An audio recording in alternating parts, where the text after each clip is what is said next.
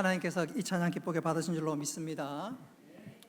이번 주간에 제가 깜짝 놀랄 만한 카톡 내용을 받았습니다.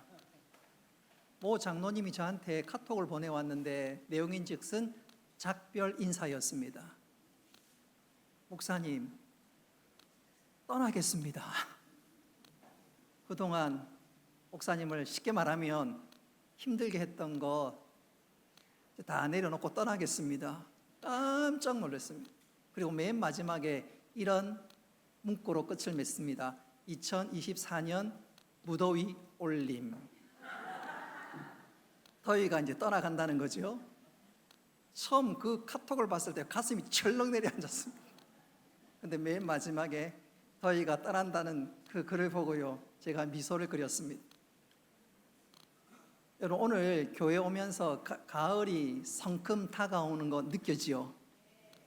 오늘 아침에 교회 오는데 얼마나 상쾌하고 좋은지 너무너무 좋았습니다.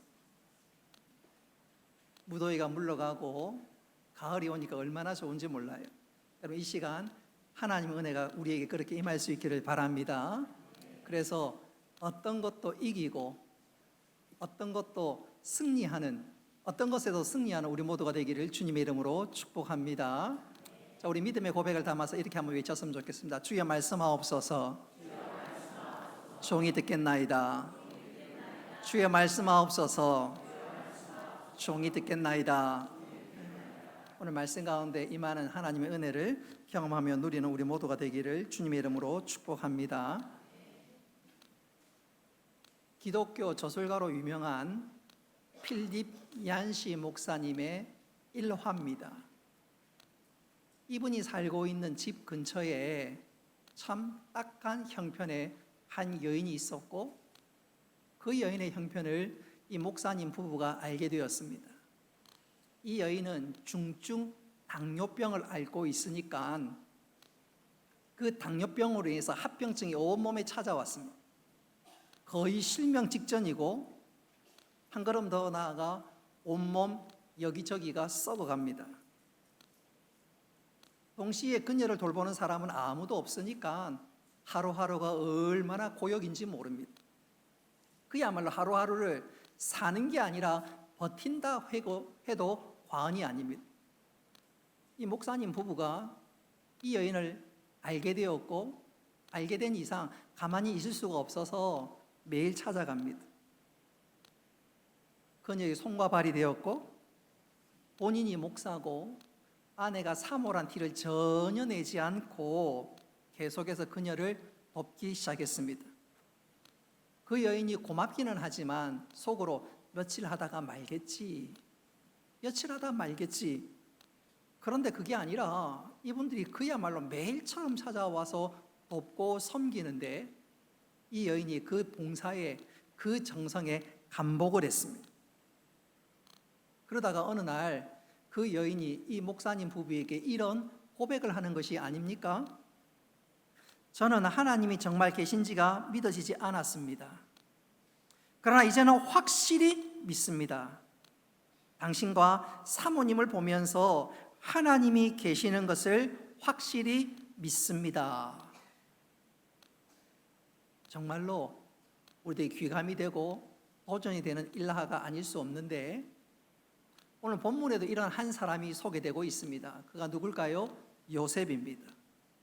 요셉의 일생을 쭉 살펴보면 그를 통해서 기적이 일어나거나 그를 통해서 죽은 사람이 살아나거나 그런 놀라운 일은 일어나지 않았지만, 그야말로 우리가 꼭 같은 삶을 살았지만 그는 그 삶 가운데, 한번 따라 합시다, 하나님을 나타내고 하나님을 증거했습니다.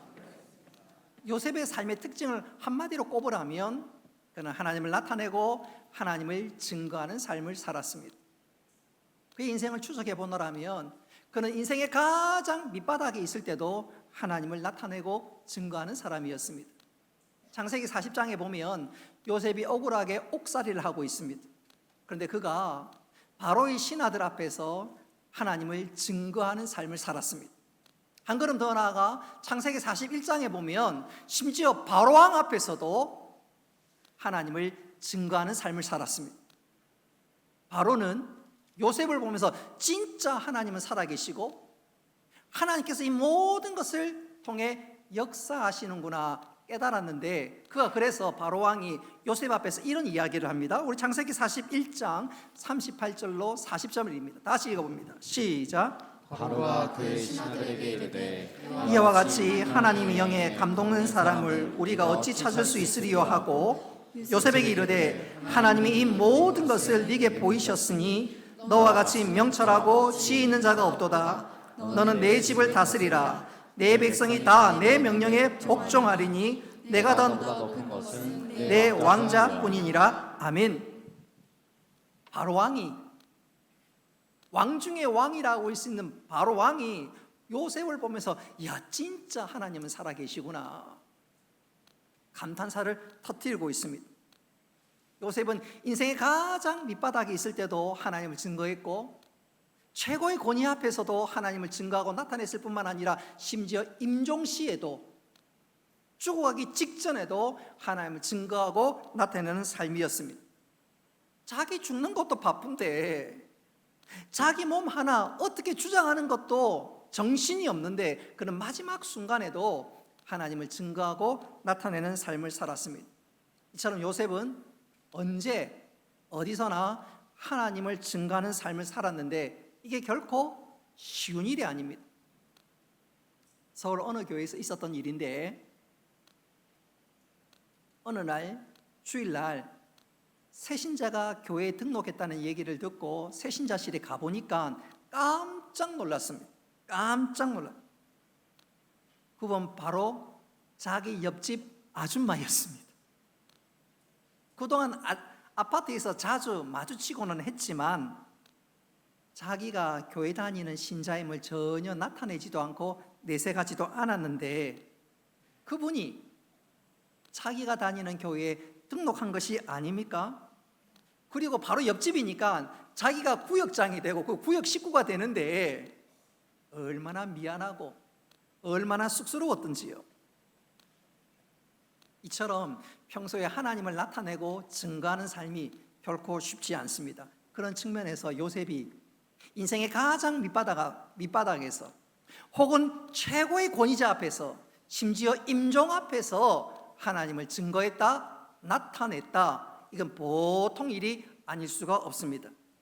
자, 요셉은 어떻게 또 누구에게 하나님을 증거하며 나타내는 삶들을 살았을까? 오늘 우리가 그것을 주목하면서 우리 모두 하나님을 나타내고 증거하는 삶들을 살아가는 우리 모두가 될 수 있기를 주님의 이름으로 축복합니다. 먼저 요셉은 제일 먼저 자기 세대뿐만 아니라 다음 세대에 하나님을 증거하는 삶을 살았습니다.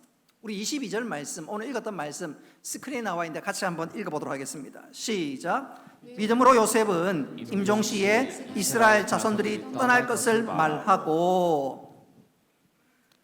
22절의 배경이 창세기 50장에 잘 드러나는데 창세기 50장 24절 말씀 우리 같이 한 목소리로 읽어보도록 하겠습니다. 시작. 요셉이 그의 형제들에게 이르되 나는 죽을 것이나 하나님이 당신들을 돌보시고 당신들을 이 땅에서 인도하여 내사 아브라함과 이삭과 야곱에게 맹세하신 땅에 이르게 하시리라 하고. 아멘. 지금 요셉이 무슨 얘기를 하고 있는 것이지요? 요셉은 그의 형제들뿐만 아니라 다음 세대들을 향해서 이렇게 외치고 있는 것입니다. 하나님께서 우리에게 약속하신, 우리에게 허락하신 땅은 애굽이 아니라 저기 가나안 땅입니다. 우리는 이곳을 떠나서 가나안 땅으로 가야 합니다. 이 말을 듣는 당시 이스라엘 백성들은 가슴이 뜨끔합니다. 그도 그럴 것이지 그들은 지금 애굽에서 너무너무 편안하게 잘 살고 있습니다. 뿐만 아니라 요셉이 애굽의 총리니까 애굽 사람들이 결코 이스라엘 백성들을 무시하지를 못합니다. 거기에 더해 약속의 땅 가나안보다 애굽 땅이 훨씬 살기가 좋습니다. 그러니까 이스라엘 백성들에게 있어서 저 가나안 땅, 하나님께서 약속하신 가나안 땅은 머리에서 서서히 잊혀져 가고 있는 중입니다. 바로 그때 요셉이 이스라엘 백성들에게 향해서 외치기를, 아닙니다 여러분, 우리가 이곳에 머물 사람들이 아닙니다. 우리가 애굽의 풍요에 안주해서는 안 됩니다. 우리는 약속의 땅 가나안, 하나님께서 말씀하신 그 가나안 땅에 우리는 반드시 가야 합니다. 요셉은 지금 애굽의 풍요에 쩔어 있는, 애굽의 풍요에 눈먼 이스라엘 백성들을 향해서 지금 경계와 책망을 하고 있는 것입니다. 이처럼 요셉은 자기 세대와 다음 세대에 누구를, 하나님을 나타내고 증거하는 삶을 살고 있는 중입니다. 여러분, 우리도 이렇게 해야 될 줄 믿으시기를 바랍니다. 우리가 불신자에게 복음을 증거하고 하나님을 나타내는 거 필요하지만 그 앞서서 먼저 꼭 명심해야 할 것이, 내 가까운 사람, 내 가족에게 먼저, 또 내 영적인 가족들에게 먼저 하나님을 증거하고 나타낼 수 있어야 합니다. 바꾸어 얘기하자면 가족끼리, 같은 성도들끼리, 같은 구역 식구들끼리 한번 따라합시다. 영적인 대화가 필요합니다. 신앙적인 대화가 필요하다 그 말입니다. 그러나 현실적으로 그렇지 못할 때가 얼마나 많은지 몰라요. 예컨대 여자 성도들이 모이면 늘 하는 레파토리가 있지요. 주로 어떤 얘기를 많이 하십니까? 반찬 이야기, 맛집 이야기, 미용실 이야기, 백화점 이야기, 코스트코 이야기, 아이들의 학원 이야기, 또 아파트 이야기를 할 때가 많이 있습니다. 그렇다면 남자 성도들은 어떤가요? 스포츠 이야기 할 때가 많고 또 정치 이야기를 할 때가 많지요. 그런 이야기들은 세상 지천에 널려 있는 이야기입니다. 더군다나 그런 이야기가 우리의 영적인 생활에, 믿음 생활에 어떤 도움을 줍니까? 근데 그것으로 끝나면 괜찮아요. 그것으로 끝나면 괜찮아요. 근데 그렇게 이야기하다가 나중에 이야기 주제가 조금 바뀌기 시작하다가 다른 사람 뒷담화를 하기 시작합니다. 그 사람을 씻고 물고 그냥 오징어 뒷다리처럼 계속해서 씻고 물고 그냥, 그런 뒷담화가 터지면 그 대화 중에 있는 사람은 화장실을 못 가요. 화장실 가는 동안 내 뒷담화 할까 싶어서 화장실을 못 가요. 그래서 화장실 어떻게 합니까? 이렇게 뒤로 갑니다. 뒤로. 무슨 내 얘기하는가 싶어가지고. 그것으로 끝나면 좋겠지만 그런 뒷담화가 정작 본인의 귀에 들어갈 때가 있습니다. 그러면 상처를 받고 나중에 네가 이 말했지 저 말했지 싸우게 되고 심지어 그 여파로 교회를 떠나는 경우들도 혹 있습니다. 그래서 어떤 교회에서는요, 성도들끼리 모이지를 못하게 합니다. 하도 뒷담화가 많아서 오후 예배 드리다가 저녁 예배로 바꿔버렸습니다. 그래서 밥도 안 줍니다. 대화하지 말라고. 얼마나 상처가 컸으면. 그리고 교회 안에 남자 여자 전도회도 없애버렸습니다. 얼마나 상처가 컸으면. 그러나 우리는 달라야 합니다. 여러분, 성도들끼리 만나면 은혜로운 대화를 하고 격려하고 축복하고 서로 기도의 제목을 나눌 수 있어야 합니다. 여러분, 그것이 바로 한번 따라합시다. 성도의 교제, 성도의 교제입니다. 여러분, 신앙생활하면서 절대로 성도의 교제를 터부시해서는 안 됩니다. 나는 주일날 예배만 하고 집에 간다. 구역 예배, 구역 식구, 아이고 난 그 관심 없다. 그러면 안 돼요. 절대로 안 됩니다. 왜 그런가요? 여러분, 우리가 예배 시작할 때마다 사도신경, 소위 신앙 고백을 하지요. 여러분, 그 신앙 고백 가운데 빠지지 않는 것이 성도의 교제입니다. 우리가 하나님 앞에 수직적으로 예배 잘 들어야 하지만 수평적으로 성도의 교제가 나누어져야 하고 또 꼭 해야 합니다. 여러분, 이 성도의 교제는 세상의 교제와는 정 다릅니다. 요한일서 1장 3절 말씀 같이 한번 읽어보도록 하겠습니다. 시작. 우리의 사귐은 아버지와 그의 아들 예수 그리스도와 더불어 누림이라. 아멘. 여러분, 성도의 교제는 하나님과 예수 그리스도의 이름으로 서로 교제하고 나누고 축복하고 기도 제목을 나누면서 영적인 힘을 얻는 것, 그게 바로 영적인 교제입니다. 우리가 이 말씀 그대로 교회 안에서 성도 간의 교제를 통해서 축복하고 사랑하고 기도함으로 영적으로 더 단단히 맺어지고 하나님 나라를 꿈꿀 수 있는 우리 모두가 될 수 있기를 주님의 이름으로 축복합니다. 예배 시간에는 성도의 교제를 하면 안 됩니다. 무슨 말이지요? 예배 시간에 목사님 쳐다보지 않고 성도들끼리 떠들고 하면 안 된다 그 말입니다. 혹시 뭐 그럴 일은 없겠지만 유아실에 앉아가지고 나무에 아이 붙잡고 물고 빨고 이쁘다 옷 어디서 샀니 그런 얘기 해서는 안 되고 예배 시간에 어떻게 하라고요? 예배를 집중하라 그 말입니다. 한 가지 덧붙이자면 여러분 구역 예배도 마찬가지입니다. 우리가 코로나 때는 교회에서 구역 예배를 많이 드렸어요.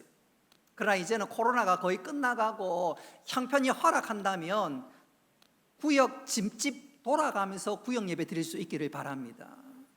왜 그런가요? 그 집에 가서 그 가정을 위해서 기도하고 축복하고 또 다음 집에 가서 기도하고 축복하고 교제하고 구역의 특별한 형편 때문에 교회에서 드릴 수밖에 없는 그런 상황이 올 수는 있겠지요. 그렇지 않는다면 가능하면 돌아가면서 구역 예배 드리고 그 가정을 위해서 기도하고 또 덧붙이자면 구역 예배는 여성도들만 드리는 것이 아닙니다.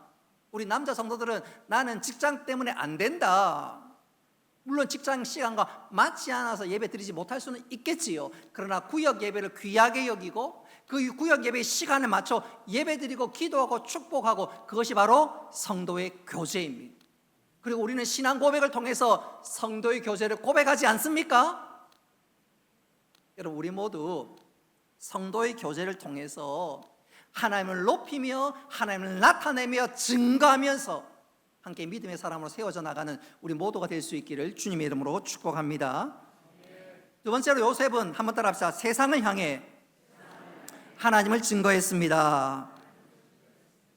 우리 22절 말씀 같이 한번 읽어보겠습니다. 22절 시작. 믿음으로 요셉은 임종시에 이스라엘 자손들이 떠날 것을 말하고 또 자기 뼈를 위하여 명하였으며 아멘. 여러분 22절 맨 마지막에 보십시오.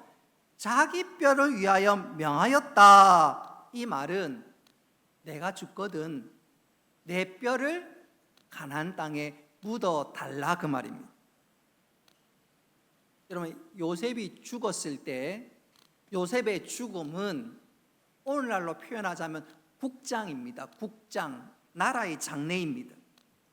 그러면 모든 애굽의 사람들은 요셉의 장례식을 주목하고 가까이서 혹은 멀리서 지켜보게 됩니다.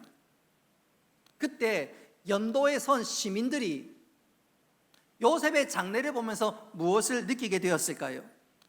아, 요셉의 마음은, 요셉의 꿈은 저 가나안 땅에 있구나, 그거 느끼지 않았겠습니까? 분명한 것은 요셉의 장례, 요셉의 뼈가 가나안 땅에 묻히는 것은 이로부터 약 400년 뒤에 일어나게 됩니다. 여러분 그때도 마찬가지입니다. 요셉의 뼈가 애굽 땅이 아니라 가나안 땅에 묻히는 것을 보면서 그것을 바라보는 이스라엘 백성뿐만 아니라 애굽 시민들이 무엇을 느꼈겠습니까? 그러니까 요셉의 이 부탁, 당부, 이 외침은 그의 장례식은 믿음의 외침과 똑같은 것이었습니다. 아, 요셉이 죽었구나, 땅에 묻히는구나, 그 정도가 아니라 요셉은 죽어서도 하나님을 나타내고 증거하는 사람이었습니다. 자, 보십시오. 요셉은 인생의 제일 밑바닥 감옥에서도 하나님을 증거했습니다. 최고의 권력자 앞에서도 하나님을 나타내었습니다. 심지어 임종 직전에도 하나님을 나타내고 증거했습니다. 심지어 그는 죽어서도 하나님을 나타내고 증거했습니다. 여러분 이런 요셉을 보노라면 임종 앞에서 심지어 죽음 앞에서도 하나님을 나타내는 그의 삶과 그의 모습을 보노라면 내 자신과 비교했을 때 우리 자신은 얼마나 냉랭하고 너무너무 안일하다는 것을 깨닫게 됩니다.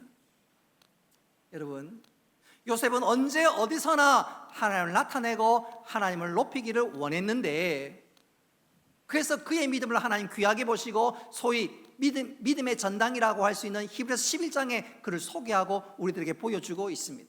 여러분, 우리 역시 하나님을 사랑한다면 내가 사랑하는 그 주님, 그 하나님을 나타내고 증거할 수 있는 우리 모두가 될 수 있기를 주님의 이름으로 축복합니다.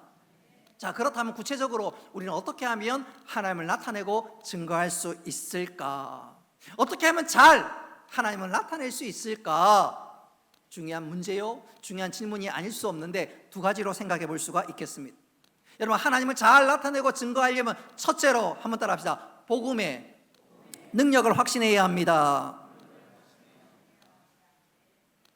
여러분, 우리 맛집 소개할 때 그 식당 진짜 맛있어요 그러면 맛있는 식당인가 보다 그 정도로 인식하겠지요.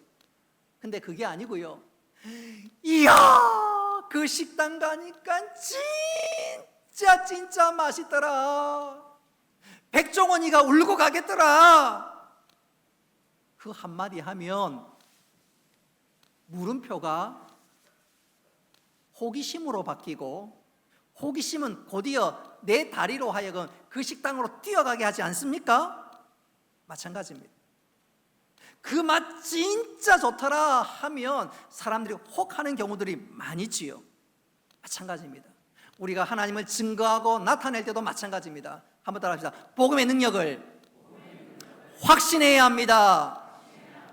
우리 로마서 1장 16절 말씀, 그 복음의 능력이 얼마나 대단한지 같이 한번 읽어봅니다. 시작. 내가 복음을 부끄러워하지 아니하노니 이 복음은 모든 믿는 자에게 구원을 주시는 하나님의 능력이 됨이라. 아멘. 복음에는 어떤 능력이 있다고요? 구원을 얻는, 구원을 주시는 하나님의 능력이 있다고 말씀하고 있습니다. 복음을 듣기만 하면, 말씀만 듣기만 하면 죽었던 영혼이 살아납니다. 할렐루야. 이걸 정말로 잘 실천했던 한 목사님을 꼽으라면 저 미국 남부에 있는 뉴올리언스 침례교 신학교의 한 교수님이십니다. 일전에 소개드린 적이 있지요. 이 뉴올리언스 신학교의 한 교수님은, 설교학 교수님은 신학기가 되면 학생들을 데리고 공동묘지로 갑니다. 공동묘지로 가요. 그리고 신학생들에게 무덤을 바라보면서 설교하라고 얘기합니다. 그러면 신학생들 입장에서는 좀 당황하겠지요. 교수님 좀 이상한 거 아니야? 무슨 이런 데서 설교해? 그러면 목사님께서 그래도 여기서 복음을 전하고 말씀을 증거하라고. 그러면 영적으로 통찰력 있는 학생들은 교수님의 의도가 무엇인지 깨닫고 거기서 담대하게 복음을 증거하기 시작합니다. 마음을 가다듬고 복음을 증거하기 시작합니다. 그리고 모든 학생들이 돌아가면서 설교하고 그 모든 것이 마치고 나면 교수님께서 복음의 능력, 복음의 핵심을 간단하게 요약하는데, 그 복음의 핵심은 이와 같습니다.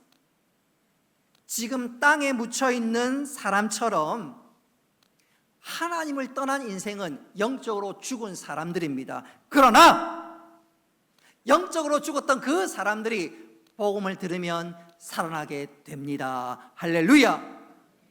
여러분, 영원히 죽었던 사람이라도 복음을 듣게 되면 다시 살아나게 되는 줄 믿으시기를 바랍니다. 그러면 학생들이 가슴이 뜨거워지지요. 그래서일까요? 미국에 가보면 가장 복음의 능력이 크게 나타나는 교단이 침례교 교단입니다. 우리 하상열 집사님 사이가 지금 침례교 교단에서 목사 안수를 받았는데, 침례교 교단 목사님들이 가슴이 뜨거워요.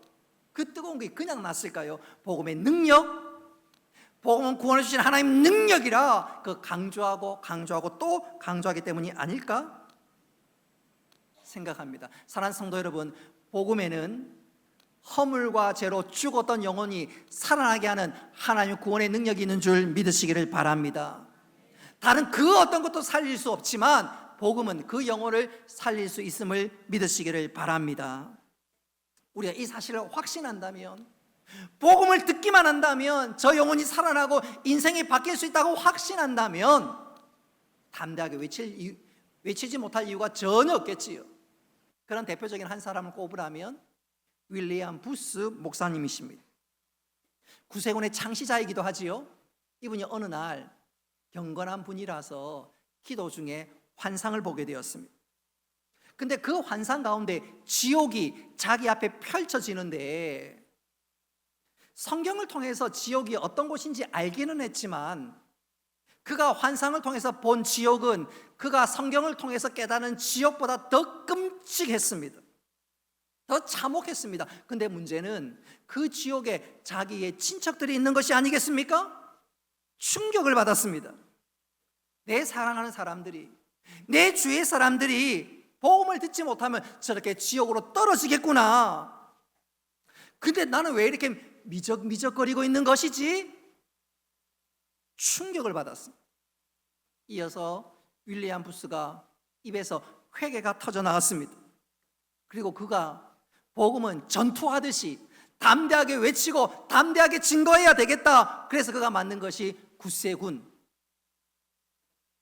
복음을 위한 군사가 되자. 그러면서 윌리엄 부스가 독특하게 기도할 때마다 이렇게 하나님께 부르짖고 간구했습니다. 하나님, 교인들의 눈을 열어주시옵소서. 그리고 교인들의 눈으로 하여금 지옥을 보게 하여 주옵소서. 그래서 일어나 거리에서 전도하지 않고는 견딜 수 없게 하옵소서. 여러분, 우리는 기도할 때 하나님 천국 좀 보여주세요, 하나님 사랑하는 주님의 얼굴을 좀 보여주세요, 그렇게 기도할 때가 많지요.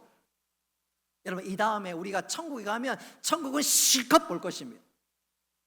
주님도 주님의 얼굴이 닳도록 우리가 보게 될 것입니다. 그래서 진짜 우리가 보아야 할 것은, 이 땅에서 보아야 할 것은 무엇일까요? 지옥입니다. 지옥에 떨어져 있는 그 불쌍한 영혼들, 만에 하나 내 남편이, 내 가족이, 내 자녀가 지옥에 떨어지는 거 한번 상상이라도 한다면 주일날 교회 가지 않고 엉뚱한 데 빙빙 도는 것을 보면서 아, 그래라 할 수 있겠습니까? 내 자녀가 불신 결혼해서 진짜 구원과 멀어지는 것을 눈으로 본다면, 영적으로 깨닫는다면 가만히 있겠습니까? 아니지요. 지옥을 진짜로 본다면 가만히 있을 사람 아무도 없습니다. 정말 목이 터져라고 외치고 정말 두들겨 패서라도 교회 데리고 가서 복음을 듣게 하지 않겠습니까? 전도와 관련해서 20세기 최고의 설교자 중에 한 사람에 꼭 손꼽는 존 스토트 목사님께서 이런 이야기를 한 적이 있습니다. 그리고 책을 하나 내었는데 한번 따라 합시다. 전도하지 않는 죄. 전도하지 않는 죄. 전도하지 않으면 죄라는 거예요. 내 남편이, 내 자녀가, 내 아내가, 내 부모님이 예수 믿지 않고 지옥 간다면 그것만큼 하나님의 불중한 일은 없다는 것이지요. 저는 이것을 이렇게 한번 표현해 보고 싶습니다. 2014년도 세월호에서 많은 학생들이 희생되었습니다. 얼마나 가슴이 아프고 눈물이 나는지 몰라요. 그때 세월호 선장이 여러분, 배가 정말로 위험합니다, 퇴선하세요, 배에서 빨리 떠나세요, 만일 그 말 한마디만 했더라면, 좀 빨리 했더라면 그토록 많은 사람들이 희생되지 않았을 것입니다. 여러분, 세월호 선장이 말이 조심스럽습니다만은 살인자라고 사람들에게 지탄받았던 이유가 뭘까요? 외치지 않았기 때문에 그렇습니다. 퇴선하라 그 한마디만 했더라면 많은 학생들이 살았을 것입니다. 영적으로도 마찬가지입니다. 여러분, 존 스토트 목사님께서 전도하지 않는 죄, 그 책을 왜 기록했을까요? 왜 출간했을까요? 외치라는 것이지요. 우리가 침묵하고 있으면, 근데 그 침묵으로 말미암아 내 가족 중에 단 한 사람이라도 지옥에 떨어진다면 하나님께 그 죄를 물으신다는 것입니다. 여러분, 우리가 복음의 능력을 확신하고 여러분, 이 복음을 외치고 증거함으로 구원의 놀라운 소식들이 내 주위에서부터 시작될 수 있기를 주님의 이름으로 축복합니다. 여러분, 하나님을 증거하기 위해서 두 번째로 명심해야 할 것은, 한번 따라합시다. 사랑으로 전해야 합니다. 생각해 보면 우리가 이 은혜를 톡톡히 누린 대표적인 사람들입니다. 사람들이에요. 지금부터 약 130여 년 전에 이 땅에 복음이 들어왔습니다. 미국을 비롯한 캐나다, 호주 등등 많은 선교사님들이 조선 땅에 와서 복음을 증거했습니다. 그런데 공교롭게도 그 당시에 서구권에서 선교의 1번지, 선교 대상의 1번지는 중국이었습니다. 날고 긴다는 사람은 다 중국에 가서 복음 증거하기를 원했는데, 적절한 표현은 아니지만 중국 선교사에서 커트된 사람, 당신은 중국 선교와 적합지 않아요, 좀 모자란 것 같아요, 그래서 커트된 사람들이 중국에는 못 가고 어디로 왔을까요? 조선에 왔습니다. 어떤 면에서 인류 선교사가 아니라 어쩌면 이류 선교사일 수도 있습니다. 그러나 그들은 능력에선 조금 부족할지는 몰라도 그들의 가슴에는 누구보다도 주님을 사랑했고 조선을 사랑한 줄 믿으시기를 바랍니다. 그리고 그 사랑 때문에, 그 불타는 사랑들 때문에 오늘 우리가 구원받고 주일날 이렇게 예배하며 은혜를 누리고 있는 것입니다. 할렐루야. 여러분, 조선에 온 선교사들이 얼마나 조선을 사랑하고 조선 사람들을 사랑했는지 몰라요. 저는 이 시간 몇몇 사람들을 소개하면서 우리에게 다시 한번 사랑이 새로워지고 믿음의 열심을 낼 수 있는 귀한 도전인 시간이 될 수 있기를 바랍니다. 여러분, 선교사 가운데 아펜젤러 많이 들어보셨지요? 이분은 구한말 선교 1세대의 대표적인 주자입니다. 이분은 정동교회를 세웠고 배제 학당을 설립했습니다. 교회와 학교에 그 누구보다 큰 영향력을 미치며 복음에 열심을 내던 중에 언젠가 한 번은 1902년도 저 목포에서 성경 번역 회의가 열린다는 그 소식을 듣고 거기에 참가하다가 군산 앞에 있는 어청도 앞바다에서 백길이 충돌하면서 그만 목숨을 잃게 됩니다. 근데 공교롭게도 이 당시에 그와 동행했던 조선인 조한규 씨와 정신의학교 한 소녀가 같이 동행을 했는데, 자기가 빨리 충돌할 때 그 배에서 퇴선했더라면 자기 목숨 살 수가 있었습니다. 그러나 그가 조선을 너무너무 사랑했기에, 주님의 사랑이 그의 가슴에 꽂혀 있기에 자기가 빨리 도망간 거 아니라, 퇴선한 것이 아니라 이 학생을 밀어내고 조한규를 밀어내고 마지막에 머뭇거리다가 먼저 밀어내고 탈취를 미루면서 그가 결국 목숨을 잃고 말았습니다. 세월호 선장과 정반대되는 행동을 한 거지요. 그때 그의 나이가 44살이었습니다. 조선판 타이타닉이라도 할 수 있지요. 거기에는 내 주를 가까이 하게 함은 노래가 없었습니다. 그러나 그 마음에 주를 사랑하고 영혼을 사랑하고 조선을 사랑하는 그것 때문에 자신의 목숨을 아끼지 않았고, 바로 그것 때문에 다른 사람을 살렸을 뿐만 아니라 그 사랑 때문에 이 땅에 복음을 증거하는 놀라운 삶들을 살 수 있었습니다. 그뿐만 아니라 황해도 소래에 가면 당시에 캐나다 선교사인 맥킨지가 복음을 전했습니다. 이분은요, 조선을 얼마나 사랑했는지 집도 초가집에 살았습니다. 조선인과 똑같은 음식을 먹습니다. 밥을 먹고 김치를 먹고 똑같은 조선 사람들과 똑같은 옷을 입고, 그리고 매일매일 전도하다가 1893년 병으로 세상을 떠났습니다. 주위 사람들은 그를 보면서 참 안됐다, 참 불쌍하다 생각했겠지요. 아무도 그를 기억하지 못했겠지요. 그러나 하나님은 그를 기억하셨고 그를 통해서 놀라운 열매를 허락한 줄 믿으시기를 바랍니다. 대한민국에 가장 복음화율이 높은 섬이 있다면 백령도입니다. 이런 백령도가 6천 명이 채 안 되는 인구가 있는데 90%가 예수를 믿습니다. 근데 최근에 들어서는 인구가 많이 줄고 또 그곳에 있는 사람들이 많이 떠나고 또 외지에 있는 사람들이 들어오면서 백령도의 복음화율이 한 60%까지 떨어졌지만 그래도 대한민국에서 복음화율이 제일 높습니다.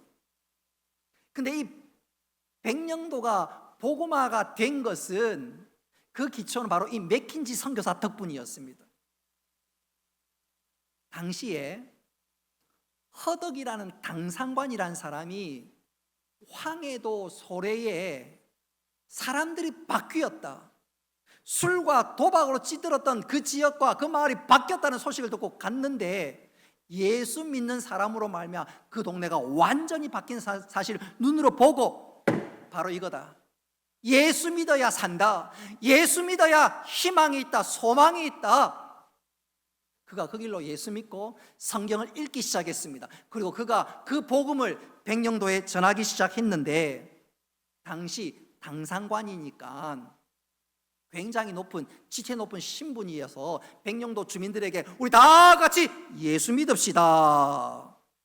그랬더니 사람들이 소래가 바뀌었다는 소식을 듣고 예수 믿으면 돌파구가 있다는 사실을 깨닫고 좋습니다, 우리도 예수 믿겠습니다. 그리고 그날부터 저녁마다 사랑방에 모여 성경을 읽고 또 성경을 가르치고 기도하고 그리고 진짜 한 달 뒤에 교회가 설립되었는데 그 교회 이름이 중화동 교회입니다.